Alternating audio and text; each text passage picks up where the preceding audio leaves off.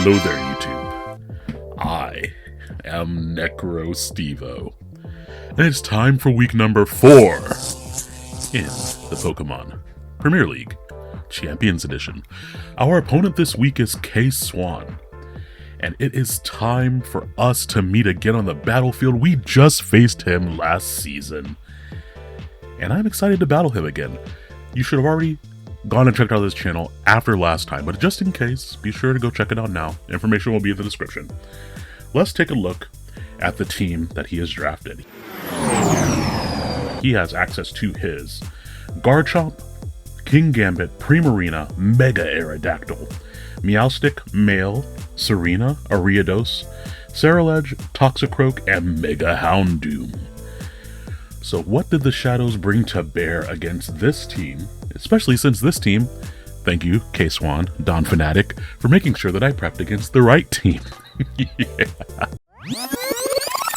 I will be checking the team to make sure that I don't prep for the wrong team. We'll do a quick and dirty team builder, and then we're going to get right into the battle. Up first, coming off the bench, we have our Mega Phalanx. This, in my head, is honestly the team captain. I had a lot of fun using this on the ladder. Phalanx just gets weirdly bulky, and just like on the ladder, Close Combat Rock Slide, it just has good general coverage against everything here. The only thing that really doesn't care about those two moves, I would say, is the Toxicroak, and even then, that's going to take a bunch from the Close Combat. So, I might not even have to necessarily click No Retreat here in this battle. It just kind of depends on where I get opportunities to do different things.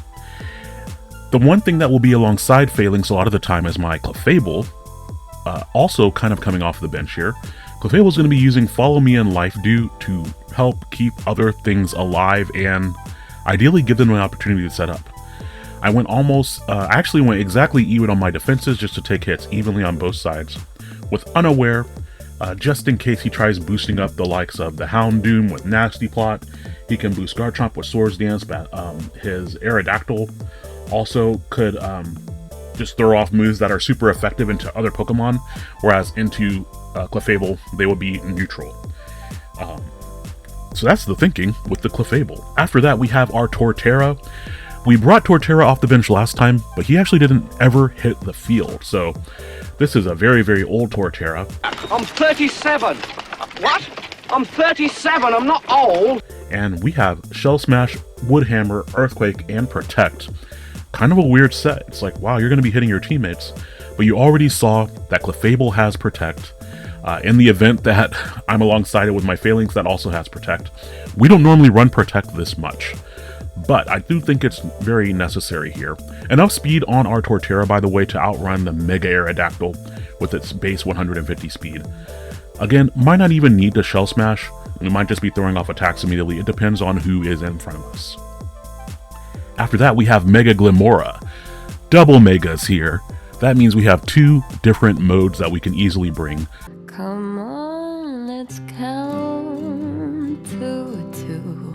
Sludge Wave is just a really easy click into the entire team, bar the Kingambit and the Toxicroak. But even things like the Aerodactyl and the Cerulege, they resist it, but they don't want to take the hit coming off of the adaptability boosted move there. And then we just have a little bit of other moves for coverage. And Spiky Shield just to hopefully help dodge things like Shadow Sneak, or maybe even set up with someone else on the other side of the field. And this allows Torterra to Earthquake alongside the Glimmora if I needed to, if I have a way to protect myself. Alongside Glimmora, one mode that we might be checking out is just spamming Sludge Wave. My idea here is that I can either Helping Hand with Orthworm to increase the power of the Sludge Wave, or the pressure that Glimmora exerts might be able to allow me to get an Iron Defense off, which will make it very difficult for my opponent to KO. We do have the Akka Berry on our Orthworm, just in case those fire moves from the Garchomp learning Flamethrower or Fire Blast, or the Aerodactyl learning Flamethrower or Fire Blast, or the Mega Houndoom, maybe this Cerulege. We do have the fighting move possibility from the Toxicroak or the Serena, but I know I can take those hits, and if I can get off an Iron Defense, I will be eating them a lot better. Final member of the team, thank you Justin for the win here, for the team prep assistance. Also thank you Don Fanatic as well, because I used to have Basculegion in this final slot, and I ended up swapping it for Ninetales because I kept battling on the ladder and just not really knowing what Basculegion was doing on the team. I tried out Scarf, I tried out Lumberry, I tried out Colberberry, and it just wasn't really assisting too much. So we switched it out for Ninetales. No Weather War here, but just spamming Blizzard with our speed tier is very nice. Also, we can damage mitigate with Aurora Veil. We did see last week that it's likely that the Aerodactyl might have Psychic Fangs, Toxicroak, and Primarina both learn Brick Break as well, so all things to be aware of. But if they're going for those moves, that means that they're not using a better move, and so I'm okay with dealing with that in that situation. It's also nice to have this just in case they try to set up the Sun for the Houndoom.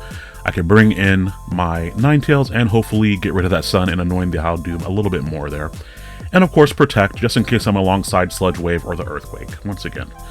So that is a nice and fast team builder for you all. I hope you enjoyed, and let's get over to the battle. Alrighty, thank you all so much for watching the team battle analysis there, if you did. If not, well, go back, it's not that long. It'll be a fun time, and you'll have more context for what we're doing here. You'll see that K-Swan has brought to this battle his Garchomp, the Kingambit, Mega Aerodactyl, Primarina, Meowstic, and the Ceruledge.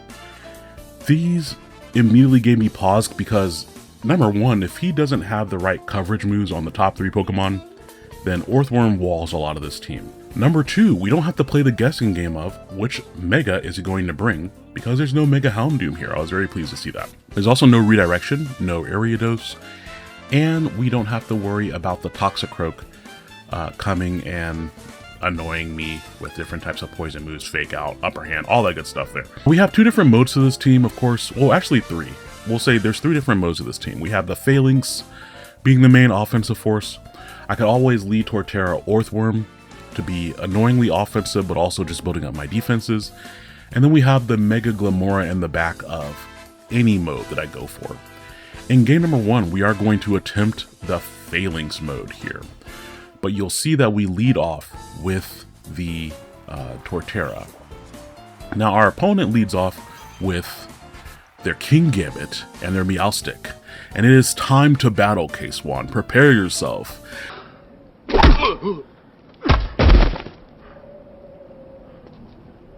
Prepare for battle!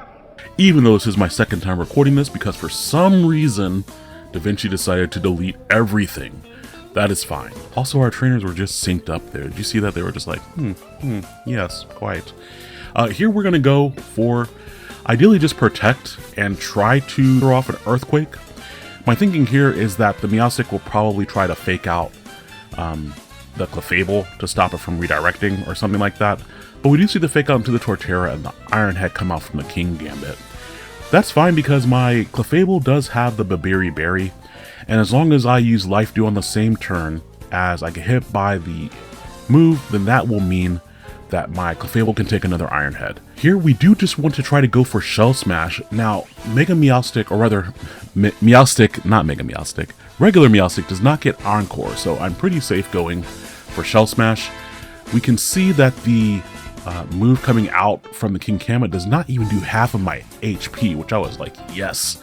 So I was correct in my tech. So I just have to make sure I get off that Life Dew here, but unfortunately we flinch. So this is the start of the hacks, and spoiler alert, this battle, this match, this illustrious moment in time, yeah, we're gonna have a lot of hacks here, but it's okay. That's part of the game that we play. We have the Shell Smash, that means we're at +2 attack.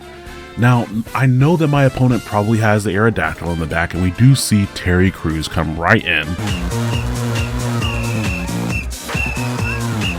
And so that does mean that it's going to be immune to the Earthquake. However, I get to see how much damage this Kingambit takes if I were at neutral attack, because the Reflect functionally cancels out my Shell Smash. I was very pleased with the amount of damage there. That means that this Kingambit is very much on borrowed time. I am just going to try to shoot this Aerodactyl out of the sky. Dude, what are you doing?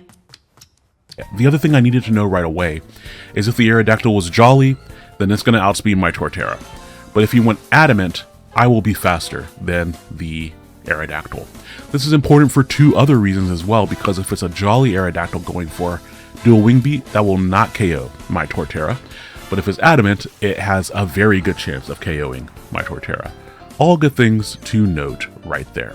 We do see the Mega Evolution, but I outspeed and I just immediately bop the hell out of this Aerodactyl. So I was like, oh, okay.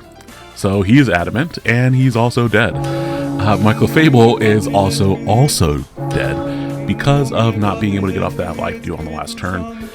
Not a terrible trade-off, I have to say. I would have loved to live that move and go for Moonblast there for that last little bit of chip on the King Gambit. But that's okay. We are set up for an okay endgame here as long as I get the sequence right.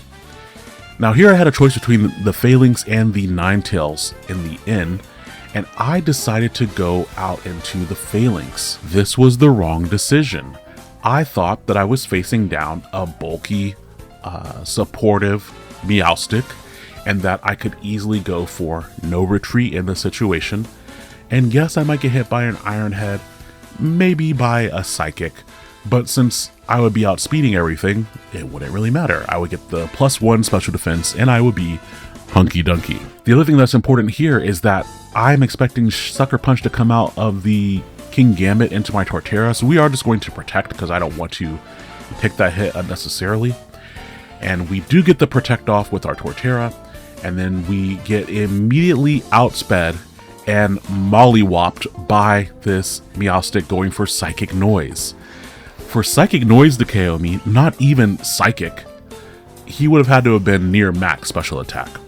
So I was very, very dismayed to see Mega Phalanx just fall over. He transformed, Henshin a go-go baby, and then he fell over, because I did not anticipate the max special attack Meowstic. That made me very sad. Also, that means that if I had just gone out into Ninetales first, I wouldn't even have been in the position in the first place, because Psychic Noise isn't KOing Ninetales. And yes, I would have had to maybe contend with the Iron Head, but I would have put up an Aurora Veil, I would have just gone for Blizzard. Like, there's just different things I would have done in that situation. So we do see the Thunder Wave come out of Meowstic, and at this point I'm like, wait, so he has Thunder Wave, Reflect, Fake Out, and Psychic Noise. So there's no Light Screen, which fortunately does a ton of damage right here. There's no Light Screen, there's no alternative weathers, like he didn't even bring something to get rid of my snow if he wanted to. So now we know the Meowstic's full set. My Torterra still is the fastest thing on the field here, especially since I'm paralyzed. We are going to try to put some damage down. I could go for a Blizzard again, just to make sure that I finish off the Meowstic. And I know that I should be faster than the Primarina because of my +2. Now there's every chance that the Primarina is just going to protect right here. And I kind of wanted to force him into going for that. The better move, though, honestly, would have been to go for my own Protect and then to go for Earthquake. Psychic Noise comes out and finishes off my Torterra, and I do get the Blizzard damage off. Oh, no, I don't. I'm just joking. I don't even get a chance to. I get paralyzed. So in game 1 here, we do run up into a little bit of hacks between the flinch and the paralysis. But with 2v1, I would have needed to get a crit or a freeze there on the Meowstic anyway, because then I don't think that another Blizzard would have KO'd the Meowstic. And I would have still had to contend with the Primarina going for Hyper Voice anyway, so I don't know. Game 1 really didn't go my way. We do see that we live that Hyper Voice. I thought that for sure would have KO'd me from that range. And that might mean that maybe this Primarina has some bulk to it too, because I don't calc mid-battle, but I did have an idea of what damage range is. For example, like the Mega Aerodactyl versus the Torterra interaction. I have an idea of what those interactions are supposed to look like. Calcing mid-battle, when you're doing doubles, and that timer is just going down, as you're just like, oh, I gotta figure that out. No, I'd rather spend that time thinking about the different plays rather than actually doing the calcs. Another thing I'd like to spend time on is noticing that K-Swan has Bulbasaur for his icon. Oh no, it went away. No, he has Bulbasaur for his icon, and I have Venusaur, matching icon bros. Just saying, I enjoy that. Game number 2, we need to switch up what we're doing here. Mega Phalanx I still think has a place for this matchup. Like, it would have done great into the King Gambit, for example. I would have had Rock Slide for everything else that was there. So I still like it, but let's go ahead and try to swap to the other mode. So we're going to lead off with Orthworm and the Torterra, and we're going to keep Glamora and probably Ninetales in the back there. I could do Clefable in the back, but the nice thing about having Ninetales here is that if the Primarina's in the back, then I can go for those spread moves. It also helps out a good bit against the Garchomp, and just the insurance of the Focus Sash is really, really nice. The thing about having Orthworm and Torterra out there with each other is that Orthworm can helping hand Torterra's moves, and Torterra can heal up Orthworm with Earthquake. And so there's just a good amount of natural synergy there. And it makes sense, right? Worms in the dirt, and they're crawling around, they're helping aerate things just by crawling and eating all that dirt. And the plants, they just flourish and they grow. So I'm not saying that Orthworm is in any of the dirt on Torterra's back, but I am saying that it would be a very beneficial relationship. It wouldn't be toxic at all. And that makes sense because they're not poison types here. Now on this turn number 1, I have a call to make because we see a very different lead from K-Swan with the Garchomp and the Mega Aerodactyl. I'm thinking I need to figure out if one of these two has a fire move. And I have the Aqua Berry to get that information. So let's just try to eliminate something immediately. And so I go for Helping Hand Woodhammer. I got down to 1 second because I was really waffling. I was like, is he going to swap out the Garchomp? Or is he going to swap out the Aerodactyl? I don't know. So we're just going to go for this. This is a little bit of a Hail Mary. And we know that he's adamant, so if he goes for the dual Wing Beat, it could possibly even KO my Torterra, but he misses. He misses the dual Wing Beat. And once again, Aerodactyl just gets bopped immediately out of the sky. And I admit that we definitely needed that miss right there, because I think that he would have KO'd my Torterra with a dual Wing Beat. In this situation, though, he has a Ceruledge out here, and we know he has Garchomp, so the last one is probably the Primarina or the Meowstic. Yeah, he would have had to have had the Primarina. And we do see the Primarina swapping in there, which is fine by me, because I know that I can do damage to the Primarina as well. Now, what I don't know here is if my Torterra will naturally outspeed it. And in Game 1, we saw the interaction between Primarina and Torterra, which just got protected against. So I don't know if I'm faster. I have a good amount of speed, but Primarina is also naturally faster than Torterra, so if he was also invested, that could be something that's kind of annoying to deal with there. Here, I'm going to try to hedge and go, is the Primarina going to protect again? Because if so, I want to get damage across the field, and we do get this call correct, because the Bitter Blade comes out, he finds out that I have the Aqua Berry, I don't have any defensive boosts, but after this Earthquake, it's going to functionally heal my Orthworm right back up to where it is. So that means that I can absolutely take another Bitter Blade. And more importantly, we immediately eliminate the Ceruledge here. So that one miss earlier really snowballing here into just Pokemon after Pokemon getting KO'd by Torterra. Unfortunately, that's what we needed here, but I will absolutely take it, because we know that Garchomp, if it had a fire move, it would have just stayed in and attacked Orthworm or Torterra earlier. Since he swapped it out, I'm thinking he doesn't have a really good way to hit us. So we're going to go for Woodhammer and the Body Press here, and we see that he's faster. Of course he's faster. These are two relatively slow Pokemon, and I was just hoping to not get flinched, which we don't, and I do find out that I am faster than the Primarina. So very, very good news for game number 3, and that is another bop by our Torterra. Do notice though at this point that he just keeps on going for Rock Slide, and I was like, oh, is he Choice Scarfed? Because even if he would recover the HP on Orthworm, he should have a Dragon type move to go for right here, right? And so I go for Earthquake, and honestly, it doesn't do that much damage. I know I'm not boosted with Shell Smash, but it maybe did 25%, and I thought I'd do significantly more than that. So I think that this is a relatively bulky Scarf Garchomp, is what I was thinking in the moment. I was worried about getting hit by Rock Slide flinches, and so I did go for Protect here. Also, he could crit and change the differential, whereas even if he crits the Orthworm, it's not going to do that much damage. And the Body Press comes off, and it still doesn't finish it off, which is another clue that I had that this is a more bulky Garchomp. Because at +2, I should have absolutely finished it off right there. But yeah, we are just going to finish things off now with Orthworm and Torterra. And off of Torterra just smacking basically everything in this battle around, we are able to secure game number 2. So what went well in game number 2? Well, number 1, my opponent missing the dual wing beat. That went very, very well. But on top of that, if I had not just targeted the Aerodactyl down at the same time, then it might not have even mattered. So I'm very happy that I targeted the Aerodactyl at that exact time. The other thing that was nice is that my opponent doesn't know what I brought in the back. They don't know that they probably would have guessed that I had the Ninetales because I brought it in game 1 and it did okay, but they didn't know if I had Glimmora or my Failings. So here we are going to run it back with the same Pokemon in the same order, and yeah, we're going to leave Clefable and Failings on the bench and run back the same mons. I was very tempted to lead off with Glimmora, but if he went with, say, a Garchomp Meowstic lead again, or an Aerodactyl King Gambit lead, all those will put a lot of pressure onto Mega Glimmora, and I'd rather not deal with that. I'd rather have 2 Pokemon in that can basically immediately threaten my opponent. We are going to go forward with a Torterra Earthworm lead, and then have Mega Glimmora and Ninetales in the back. That is the benefit to the best of 3 scenario, is that once you start to learn your opponent's sets, which this is closed sheet format, it's different to be open team sheet like it is when you play like official VGC events. But in draft, when it's closed sheet, you really are trying to leverage the information that you can build as quickly as possible without revealing too much of your own information, and at the same time adjusting to what you think might be there. So here, for example, I figured that my opponent would have the Ceruledge in the back because the fire types would have been very good against Torterra and against my Earthworm, unless I got up another Shell Smash.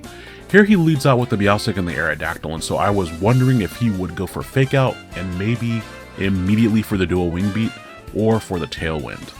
Tailwind would be good here because it would invalidate me getting up a Shell Smash, but I also couldn't risk it. I wanted to just go for the Iron Defense here with my Earthworm and the Protect, because if he Fake Out and then went into the Dual Wing Beat, then I would just lose my Torterra for nothing. So this, at least I would get something out of the turn with the Iron Defense. And we do see Fake Out come out into the Torterra, and Tailwind comes off. So I was like, that is rough because now everything's going to outspeed me over there. However, we know the full set on the Mega Meowstic, and we know that the Aerodactyl has Dual Wing Beat and Tailwind. So we're still picking up a little bit of information here in the final game. And I am going to try to attack the Torterra the same way. Attack with the Torterra the same way that I did in the previous game. I don't really want to go for the Helping Hand because that was a little bit of a Hail Mary in game number 1. Like if I hadn't Helping Handed, I probably wouldn't have secured it. And here, even more so if I had done that, the Reflect goes up. So we do end up splitting the damage. Torterra goes down without taking a single KO, where that was not the case in the first 2 games. But here, Body Press is able to do almost half of the Aerodactyl's HP in one hit, which was fantastic damage. I do want to go out to my Ninetales here, and since we know that the Meowstic can't change the weather, and that it is very likely to try to target my Ninetales with a Thunder Wave, I really thought about putting up the Aurora Veil, but I was like, he's probably just going to Thunder Wave me, right? Like that's what he did last time. I could also Blizzard. He also just might attack. Like there's different things here, but I decided that he's probably going to try to Thunder Wave my Ninetales, and I'm going to Protect and do the Iron Defense again, because I know that doing 1 Body Press at this range won't KO the Aerodactyl. But if I get up another Iron Defense, I'll be able to KO the Aerodactyl from this range with my Earthworm. So we do get the call right here because the Rock Slide just comes out, which I guess I should have always assumed that the Aerodactyl is going to have Rock Slide, and the Thunder Wave fails into the Protect. So we are going to try to go for our spread move here. We're going to Blizzard, we're going to Body Press. Blizzard should KO the Aerodactyl from this range, because it does not have a light screen. I am hoping that I don't get flinched. Please don't flinch me. I know I deserve it. No, wait, I don't deserve it. I'm the man. Oh, wait, I really don't deserve it, because I lived the Psychic Noise here, and we live the Rock Slide in the Snowstorm. So we're able to take out the Mega Aerodactyl, which is very nice. And we put a good amount of damage down on this Meowstic. If the Reflect weren't up, that would have KO'd it. The other thing that's really nice is that the Tailwind peters out at this turn. And so that makes it much more likely that my opponent is going to try to paralyze my Ninetales, because as I recall, Aerodactyl was the only thing faster than it. Aerodactyl is base 150 speed, Meowstic is base 104, Garchomp is base 102, Ninetales is base 109. So I had enough speed on my Ninetales to always outspeed the Meowstic. Primarina comes back in, and I was like, that thing's probably just going to protect again, because that's what it's done basically every single time. And I'm just going to protect here. Now, Primarina being a special attacker, it's going to do a lot more damage to my Orthworm than I really want to take at this point in the battle. But the thing that's nice about the special defensive investment is that I should always be able to take one, even if it's a crit, if it's going for a Hyper Voice. Now, if it has something like Hydro Pump, I could take that too, but I don't think I could take a crit Hydro Pump. We do see the Hyper Voice come out, and that does well over half of my HP, but we are able to finish off the Meowstic, which is such a sigh of relief there, because it just clicked the Thunder Wave again into the Protect. So we're able to finish off the Meowstic. Primarina is here. I'm expecting the Ceruledge to be the final Pokemon, but that's why I took the time to set up the other Iron Defenses, because if the Ceruledge wants to attack me, then it is going to not do very much damage because of my Aqua Berry. Now right here, I admit that I really was afraid that the Primarina had the berry that reduces the damage from poison type moves. I had Glimmora in the back, and I really was worried about that. So instead of the optimal play, which here would have been to go for the Aurora Veil, I went for Freeze Dry, which does do a ton of damage to this Primarina, a little over half. But if I had gone for Aurora Veil, that would have sealed the battle right here, because Orthworm would have very likely lived the Hyper Voice. So here I just get taken out by the Hyper Voice. We have a double down on our side of the field. And as much as I like double downs, that did not feel good because my last remaining Pokemon is the Glimmora. And we know that the Primarina has Protect. We don't know if the Ceruledge has it, but Ceruledge also here could just outspeed me and hit me with a variety of different coverage moves. And the Primarina has super effective Hyper Voice. Like, there's just so much that could go wrong here. I do go for Sludge Wave, thinking that he's going to want to double attack me here. And if he tries to do that, and I go for just the Power Gem, then I'm going to take a ton of damage. But if he, or rather, my thinking was if he double attacks, I can at least I can KO the Primarina and get some damage onto the Ceruledge. But even then, that's kind of a null game because the Ceruledge would be able to finish me off the next turn. I get it wrong though, the Primarina protects, and I just go for the Sludge Wave. And now that means that the Ceruledge just gets to throw off the Poltergeist, and this is going to do so much damage.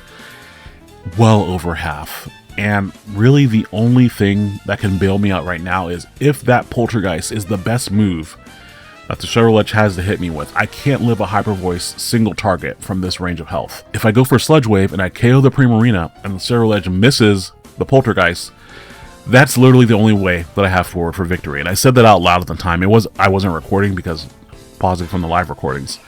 But I said that out loud. I have to play for it. And we get it.